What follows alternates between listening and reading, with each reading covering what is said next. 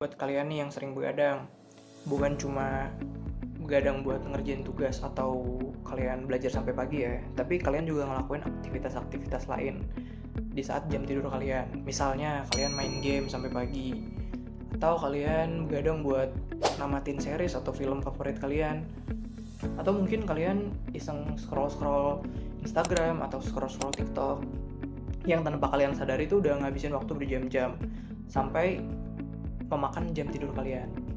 Nah, ini tuh sebenarnya bahaya buat sistem tubuh kita. Kita sering ngerasa, misalnya, nggak apa-apa lah jam tidur kita berkurang.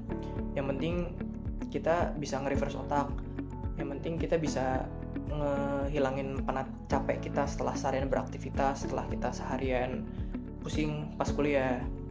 Padahal nyatanya tuh kebiasaan kita yang memakai jam tidur kita buat refreshing ini kurang baik. Karena secara perlahan malah merusak fungsi utama pada otak kita.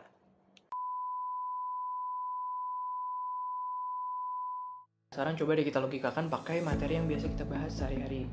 Kita kan sering membahas tentang efisiensi sistem. Kita juga sering membahas tentang quality control. Kita juga sering repot-repot menghitung kapasitas produksi buat mencegah terjadinya bottleneck atau kecacatan produk. Jadi kita nih sering banget dituntut buat mengoptimasi segala macam hal, segala macam sistem biar berjalan dengan lancar dan sempurna. Nah, tapi malah satu-satunya sistem yang sering kita paksa sampai overheat, sampai sistem itu hancur, yang kita biarin gitu aja, justru malah sistem di tubuh kita sendiri. Nah, makanya pada kesempatan kali ini saya akan membahas tentang fakta dibalik kebiasaan mahasiswa, yaitu begadang.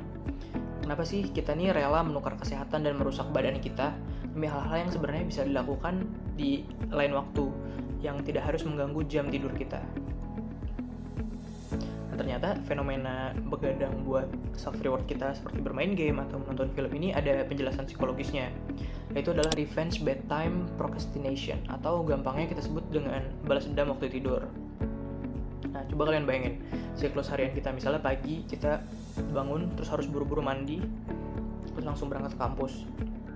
Di kampus kita harus mendengarkan penjelasan dosen selama berjam-jam.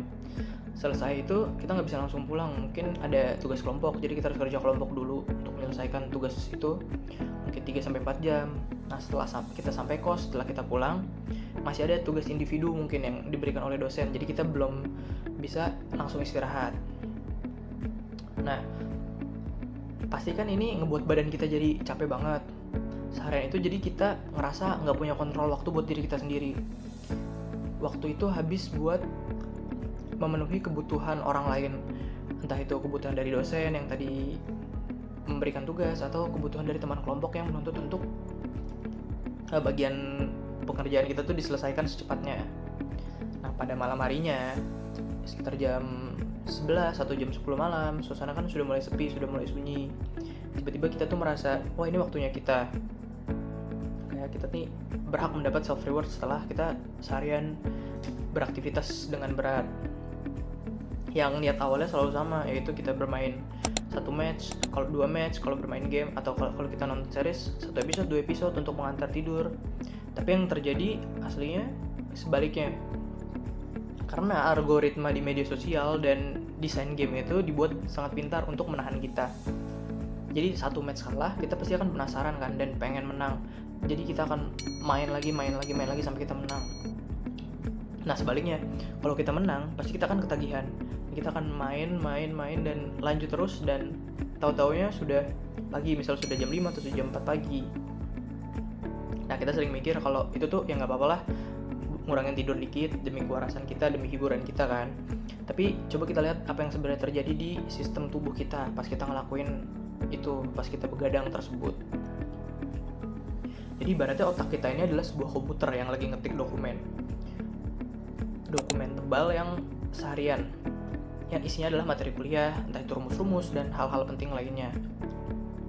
Nah, pas kita tidur tuh, komputer ini akhirnya ngeklik tombol save-nya supaya data itu tersimpan di memori otak kita secara permanen. Nah, proses save ini kita terjadi di fase tidur dalam, dan seenggaknya butuh waktu 7-8 jam supaya tuntas per harinya.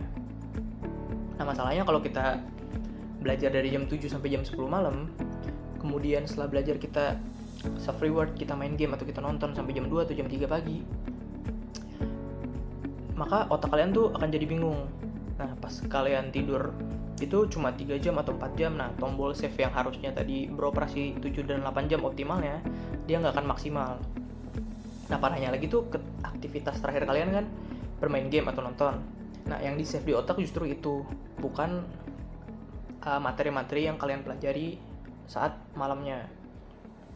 Makanya sering kali kalau lagi ujian suka ngeblank, suka lupa, karena mungkin aktivitas terakhir sebelum kalian tidur tuh entah itu melihat medsos atau bermain game, bukan materi yang kalian pelajari untuk ulangan itu, untuk ujian tersebut.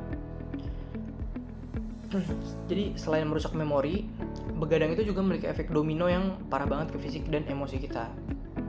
Yang pertama itu sistem imun kita tentunya akan drop.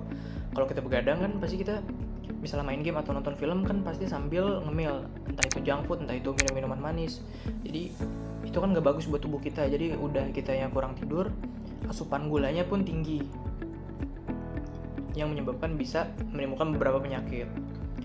Jadi gak heran sih kalau habis kita misalnya nih, kita nonton film series berhari-hari berturut-turut sambil ngemil makanan yang gak sehat tadi kan, beberapa hari kemudian pasti kita jatuh sakit, entah radang tenggorokan, entah asam lambung kita naik. Jadi badan kita tuh sebenarnya udah ngasih alarm buat berhenti, tapi alarmnya tuh sering kita abaikan sampai akhirnya tubuh kita ngedrop. Nah, kedua tentu aja ngaruh ke stabilitas emosi. Jadi kalau kalian kurang tidur nih, misalnya kalian main game atau kalian nonton sampai pagi, terus besok siangnya di kampus kan rasanya emosi banget, kesal banget sama semua orang, teman kalian nanya baik-baik, kita jawabnya ngegas. Itu terjadi karena otak yang kontrol emosi kita lagi kelelahan parah. Ya, jadi gara-gara kita kurang tidur itu, sistem kontrol emosi kita tuh jadi lelah dan jadi sulit untuk mengontrol emosi. Nah, lalu pertanyaannya tuh, masa kita nggak boleh punya me time sih? Masa kita disuruh belajar terus sebagai mahasiswa? Ya tentu aja kan enggak. Kita tentu aja wajib punya hiburan, tapi kita harus meredesain atau ngatur ulang cara kita menikmati hiburan itu. Jangan saat malam-malam jam 10, jam 11 kita baru melakukan aktivitas itu seperti nonton dan bermain game. Nah, jadi ada beberapa cara simpelnya. Yang pertama tuh, kita atur ulang jadwal me time kita. Nah, jadi jangan jadiin sisa-sisa waktu kayak malam hari tadi menjadi jadwal me time. Harus diubah, misalnya sudah nggak sempat hari ini ya, kita me time-nya besoknya, siangnya saat senggang atau sorenya saat senggang. Jadi kita harus memasang mindset bahwa jam 11 malam kita harus mengistirahatkan tubuh kita. Intinya tubuh kita tuh sudah harus istirahat di jam segitu. Nah, yang kedua tentunya kita bisa memisahkan area istirahat dan juga area hiburan. Ini agak sulit karena biasanya kan kita main game atau kita menonton film atau series di kasur sambil rebahan. Nah, jadi fungsi kasur tuh harus kita optimalkan untuk cuma tidur. Jadi kalau kalian misal bawa gadget ke kasur nih, otak kalian tuh bakal mengasosiasikannya kasurnya sebagai tempat main, bukan buat tempat istirahat. Jadi kalau mau main game atau nonton, disarankan tuh kalian di lantai, misalnya dengan karpet, atau kalian di kursi, jangan di kasur. Yang ketiga, kita pakai alarm juga untuk tidur. Selain kita pakai alarm untuk bangun untuk jam misalnya 5 atau 6 pagi, kita juga harus memasang alarm untuk jam kita buat tidur. Misalnya kita pasang alarm jam 11 malam, jadi jam 11 tuh udah benar-benar kita nggak boleh ngelakuin aktivitas apapun dan kita harus tidur di jam segitu. Kita harus menutup laptop dan semua gadget kita. Nah, kesimpulannya nih, punya waktu buat seneng-seneng dan ngelepas penat setelah seharian itu emang hak kita. Cuma kita pikir-pikir lagi, masa ya kita rela ngorbanin kesehatan dan nyiksa badan kita demi hiburan sesaat yang ujung-ujungnya malah bikin kita sakit di kemudian hari, yang bikin kita nggak bisa menikmatin di kemudian hari. Nah, badan kita nih aset utama, bukan barang sewaan yang bisa diganti kalau udah rusak. Jadi mulai sekarang mari kita perbaiki jam tidur kita dan kita optimalkan tidur kita. Nah, jadi tidur yang cukup tuh bukan berarti kita pemalas, tapi itu malah membuat badan kita tuh menjadi lebih optimal dan performa otak kita tuh bakal selalu optimal. Sekian, saya Raka. Terima kasih banyak sudah menyempatkan waktunya untuk menonton video ini sampai selesai.